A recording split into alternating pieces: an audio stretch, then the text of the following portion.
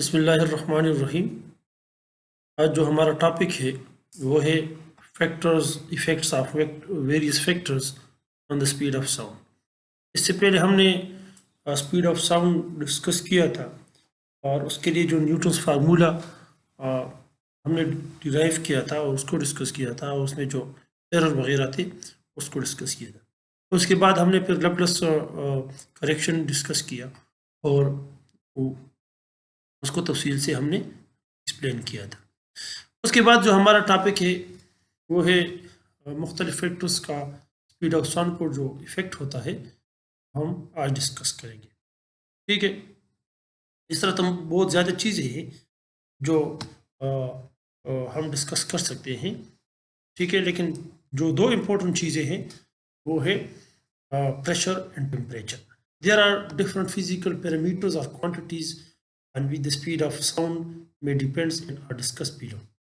मुख्तलिफ हमारे पास physical quantities है जो उस पर डिपेंड करती है, जो स्पीड ऑफ साउंड पर में भी डिपेंड करे या ना करे वो हम डिस्कस करते हैं।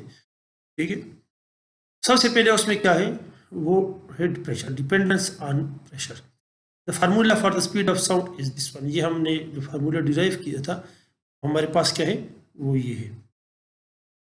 तो ये हमारे पास फार्मूला है, ठीक है, वेलोसिटी के लिए। यहाँ पर पी प्रेशर है और हमारे पास डेंसिटी है और गेम हमारे पास C P divide by C V था। हमने इसको डिटेल में डिस्कस किया। ठीक है, तो ये हमारे पास वो है। From the formula by increasing the pressure the volume will decreases and the density will increase, so the ratio of P and rho will remain constant, so the speed of the sound does not depend upon the pressure. क्या मतलब है कि अगर हम किसी gas वगैरह है उस पर हम प्रेशर को इंक्रीज करते हैं तो प्रेशर इंक्रीज होने से क्या हो जाता है, वॉल्यूम जो होता है, हजम जो होता है वो डिक्रीज हो जाता है और उसके डिक्रीज होने से क्या हो जाता है, और डेंसिटी क्या है वो इंक्रीज हो जाती है। क्योंकि रो हमारे पास बराबर है एम बाई वी की, तो रो डेंसिटी वॉल्यूम को इन्वर्सली प्रोपोर्शन है। ठीक है, तो जब वॉल्यूम कम होगा, ज़्यादा होगा तो डेंसिटी क्या होगी, कम होगी, और जब वॉल्यूम कम होगा तो डेंसिटी क्या हो जाएगी, वो ज़्यादा हो जाएगी।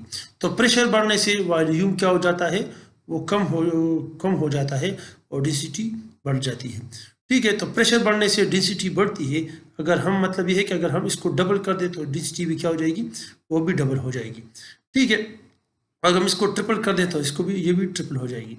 तो इसका जो ये रेशो है वो क्या हो जाएगा, वो रिमेन कांस्टेंट होगा। अगर यहाँ पर हम ये डबल कर देंगे, इसको 2 पी कर दें तो ये 2 रो हो जाएगा, तो 2 और 2 कैंसिल हो जाएगा।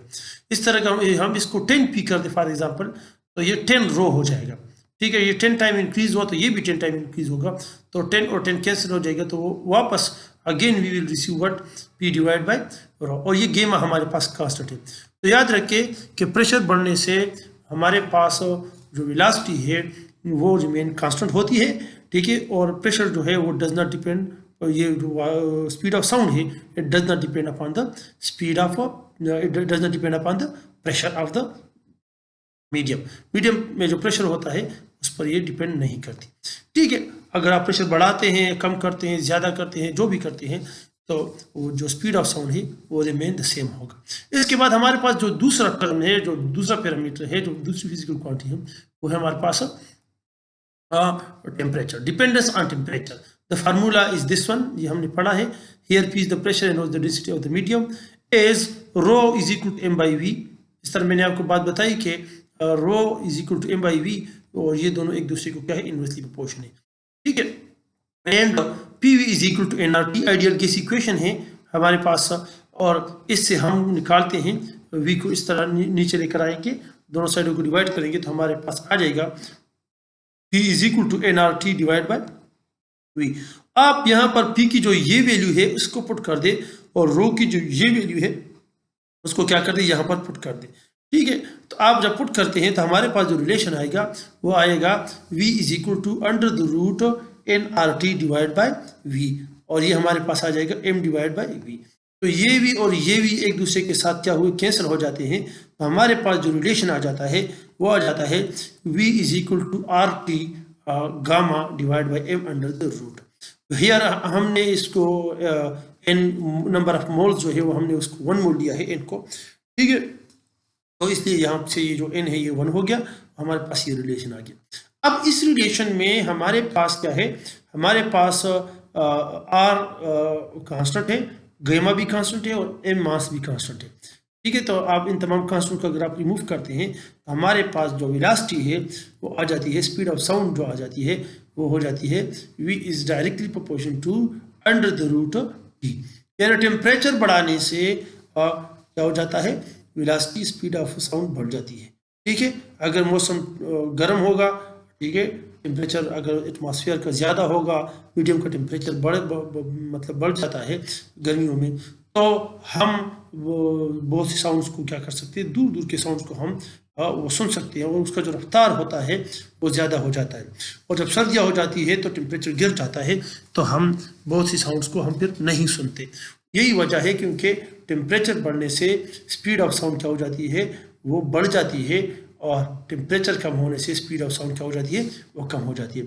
तो ये जो स्पीड ऑफ साउंड है ये डिपेंड करता है, किस चीज़ पर डिपेंड करता है, ये टेम्परेचर पर डिपेंड करता है। It shows that the speed of sound is directly proportional to the square root of the temperature.